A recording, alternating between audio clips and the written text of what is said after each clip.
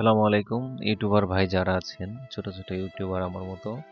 দেখুন আমার চ্যানেলটা কত বড় হয়েছিল, কতগুলো সাবস্ক্রাইবার দেখেন, 1,9,00,000-র উপরে ভিউ হয়েছিল।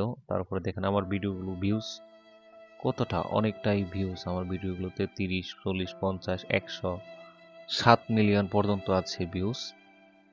ঠিক আছে, এই ভিডিওগুলো আমার মনিটাইজেশন পলিসির যে টার্গেটটা ছিল ওটা পূরণ হয়ে গেছিল। তো আমি অ্যাপ্লাই করেছিলাম মনিটাইজেশনের জন্য। দেখেন এই যে আমার ভিউজগুলো, ভিডিওগুলো দেখেন, অনেকটাই ভালো ভিউ ছিল। প্রায় 400-র মতো ভিডিও ছেড়েছিলাম আমি, সবগুলো ভিডিও আমাকে ডিলিট করতে হয়েছে। ঠিক আছে, দেখেন এই যে একটা ভিডিও 7 মিলিয়নের মতো ভিউ হয়েছিল। তো এই ভিডিওটাও ডিলিট করে দিয়েছি, টোটালি সবগুলো ভিডিও আমি ডিলিট করে দিয়েছি।